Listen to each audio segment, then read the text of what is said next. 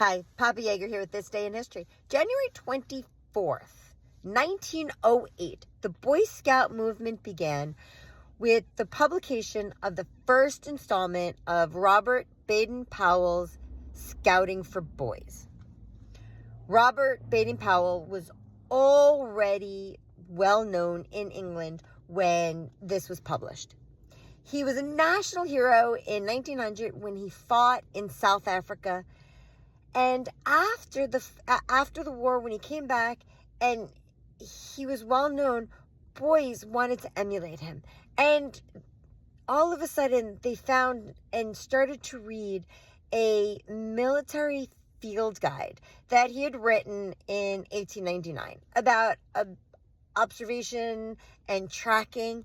And boys would read this and start making up games about it. It was because of this that Baden-Powell decided he was going to write a non-military field guide, Scouting for Boys, in which, again, he would talk about things like observation and tracking, but also add in moral elements for boys' social development. Before he released his book to be published, he decided to give his scouting idea a trial run. And he and a bunch of other leaders got together and took boys camping for 2 weeks. And in this trip, the boys learned things like life-saving, boating, woodcraft. Yes, this should sound familiar. They're the merit badges the boys get today. Anyway, in January of 1908, the first installment of Scouting for Boys is published. The final installment is published in April, at which point Boy Scout troops start springing up all over the country. In 1909, there was a national meeting at the Crystal Palace, and thousands of boys showed up. Even some girl troops started to show up. But of course, girls were not going to be accepted part of the Boy Scouts, so Baden-Powell separated them out into another organization.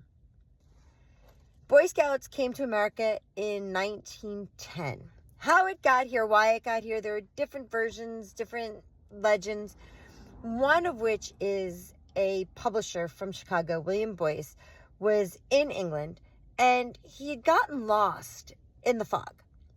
And it was a Boy Scout who rescued him, found him, and brought him out of the fog to safety. He wanted to tip the Boy Scout as a way of saying thank you. And the Boy Scout was like, no, sorry, I'm not. This is what we do. This is part of our organization. Boys loved this idea, brought it to the United States, and next thing you know, troops are forming all over the United States. Again, girls were not permitted to join. They were discriminated against. Girl Scouts started a few years later. Boy Scouts is important in my family. My dad, as a child, had really desperately wanted to be a Cub Scout. But his mother refused to pay the fee, refused to buy him a uniform. So he was going to these meetings, but not really able to participate because he didn't have, his mother refused. So when my brother was younger, it was very important to him to get my brother involved in scouting. I wanted to be a Boy Scout. I would have loved Boy Scouts as a kid. Maybe not the merit badge aspect, but the camping, the hiking, I would have been all over that. But I was a girl, and they discriminated against me, so I was not allowed to participate. My brother, however, went through the ranks. He is an Eagle Scout. My son was born. My dad says to me, he goes, you're going to enroll your son in Cub Scouts, right?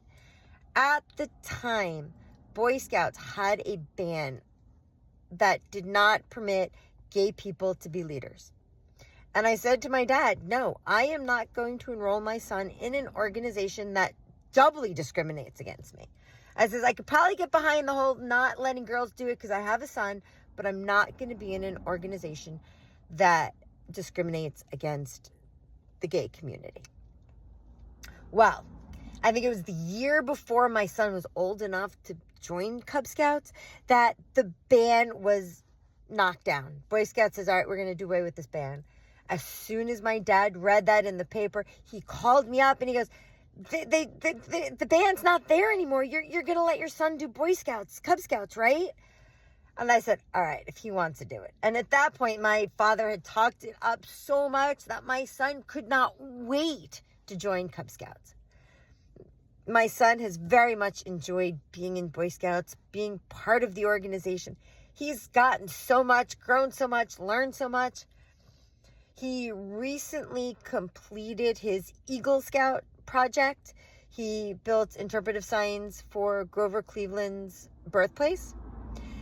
And this summer, we're going to Philmont, which is the Boy Scout ranch down in New Mexico. We're both looking forward to it. He is not yet Eagle. He seems to have stalled with his Eagle application, but hopefully that will get done soon. Anyway, that's this day in history. January 23rd, 1908, the Boy Scout movement began.